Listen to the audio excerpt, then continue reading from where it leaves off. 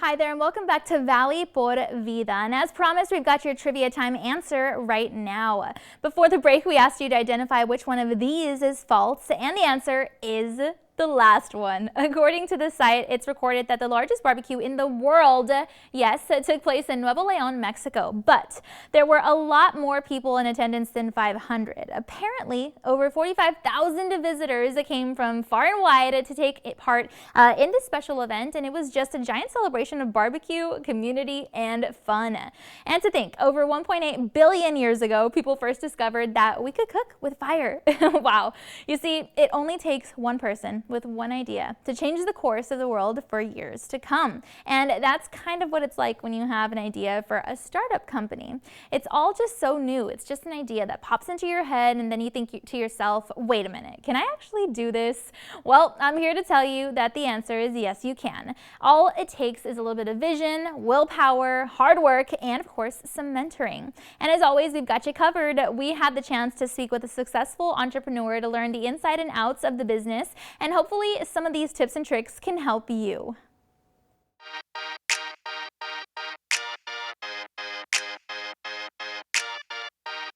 Rebecca Finnell, founder and CEO of ZipTop, says that landing that dream job can be tough. It's hard to get a job alone, and then just one that you love on top of that. I mean, that's hard. But we hope that you're able to follow some of her tips so that you're able to reach your goals and be happy. But what are they? Well, she says first, you've got to do the research on the company. Before the job interview, you need to know about who you're trying to work for.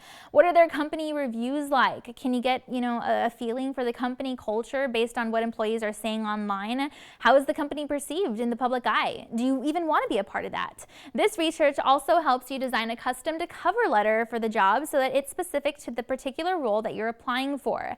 Next, do whatever it takes to go into the field that you're interested in. So what do I mean by that? Well, if you can shadow someone in that job, then go ahead and do it. Ask them why they like the job, what are their least favorite parts of the job. Try to get inside info on what it's like being in their shoes. I mean, think about it. You really won't know if the job is one that you want unless you dive in deep with someone who's already doing that. Step 3, she says, is you got to ask a lot of questions, especially before you go into an interview. Once you've done the research on the company and the job description itself, then you're just better able to determine what you'll need in order to succeed there. So if there's any quality that you have, job matches for in the description, then you're definitely better able to articulate that.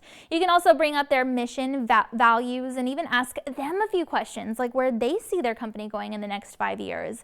This is something that I really can't stress enough. I mean, sometimes we forget that interviews are for you as much as they are for the employer. You've got to make sure that the company is a good role and fit for you too. And you'll get, a better feel for that after the interview. And the final tip Rebecca wants you to know about is tip 5. If the front door is locked, then you got to try the back door or another door. What she means by that is if you can't get the job right away because you need experience, then try for another role in the same company and then just work your way up. Work hard to prove your value to the company, your character, your determination, and we're sure that you'll do a great job. Now you may be thinking that's a lot of stuff to remember, and you maybe have been trying out, so hard that you're just tired. Well, that's okay too. It's important to take time to rest, but how can you do that? Well, we all go through what is known as burnout, and if you're experiencing it, then there are a few things that you can do to get back to normal before the new year. We spoke with an expert to learn more, so go ahead and check it out. I'm Nora Tobin, Health and Wellness Partner to Fortune 100 organizations across technology, financial services, and entertainment. I'm very proud to be the CEO of Nora's Naturals Coffee Company. Today, we're going to discuss strategies for burnout. I know we're coming to the end of the year. It's been quite the year, and hopefully these strategies just help support you as you start to slow down for the holidays and then also gear up for the new year. So for today, I'll share 3 top strategies and then just give you a quick recap at the end. So all very accessible, easy things that you can incorporate into your very busy workday without sacrificing too much time or enjoyment.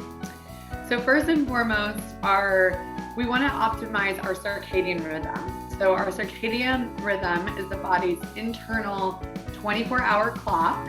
It essentially allows for hormone balance. So we wake up in the morning, we make a certain amount of cortisol and adrenaline that gets us going in our day. And then in the evening, we're naturally supposed to make melatonin, which helps us sleep and get that optimal repair for our brains and our body. Because of artificial light from our screens or indoors, their circadian rhythm can become quite unbalanced. So there are some simple ways, one very simple way to bring that rhythm back into balance without having to test all your hormones or just do anything intrusive. All you'll do is just get outside in the morning light, so from 8 to 11. That's gonna be when you can go out without sunglasses or sunscreen just for a few minutes, I'd say 10 minutes. That light is gonna go right into the eyes and into the skin, and that's going to help optimize that circadian rhythm. All right, thanks so much for watching. We'll see you next time on Valley por Vida.